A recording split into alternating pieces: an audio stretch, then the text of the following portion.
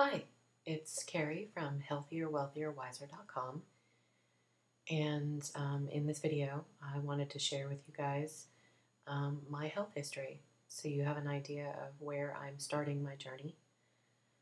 I'm going to try and be brief and keep this short, so let's start at the beginning.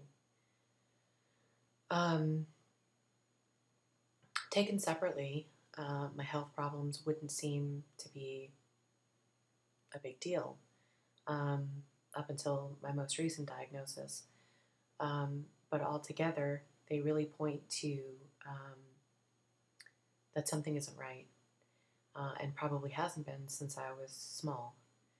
That being said, I was born 7 weeks, almost 7 weeks premature.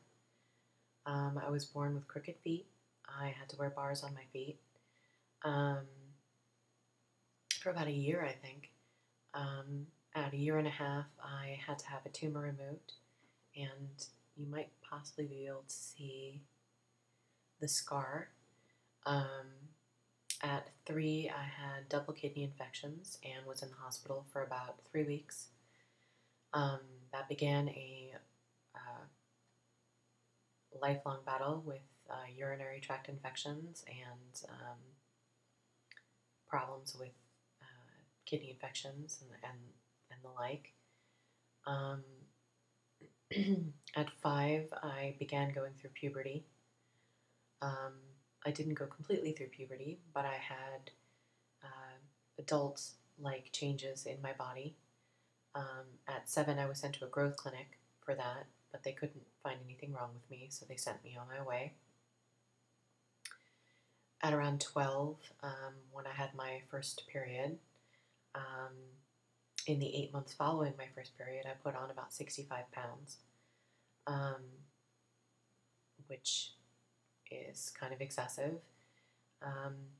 That was explained a little better about a year or so later when I was diagnosed with polycystic ovarian disease, otherwise known as PCOS,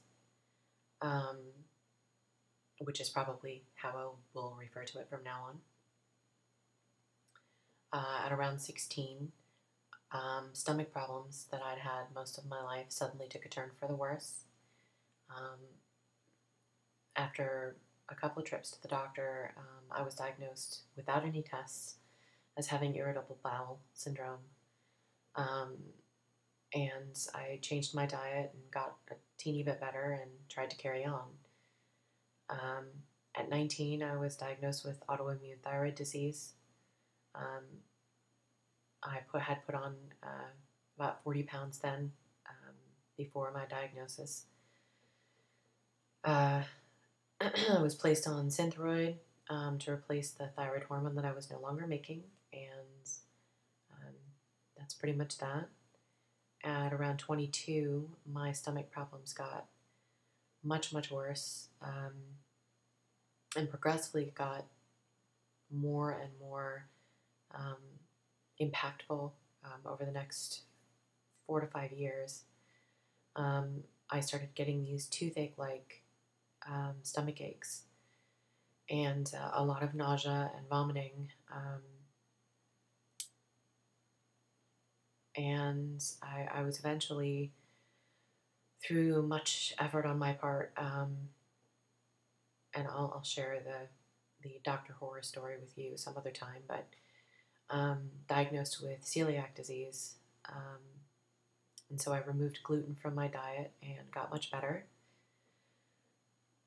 In my early 30s, I had a bunch of new symptoms start. A lot of body pain, especially when I was sleeping. It meant that I was only sleeping about 5 hours a night because that's all I could do. Swelling of my hands and feet, bladder problems where my bladder just felt irritable almost all the time. So many things.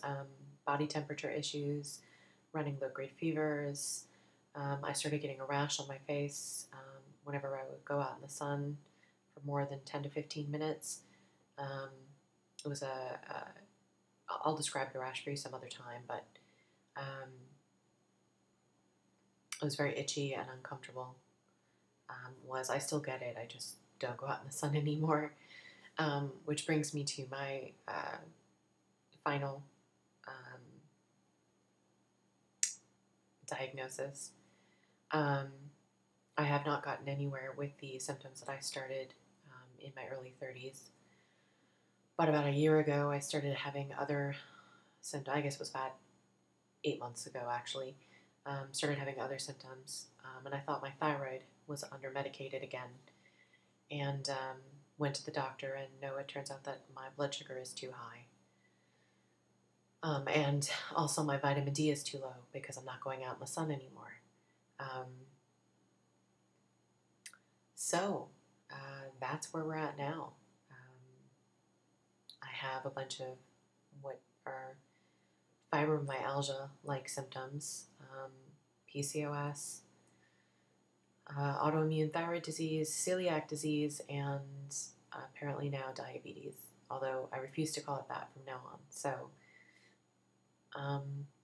that's where I'm starting, and I will talk to you guys later.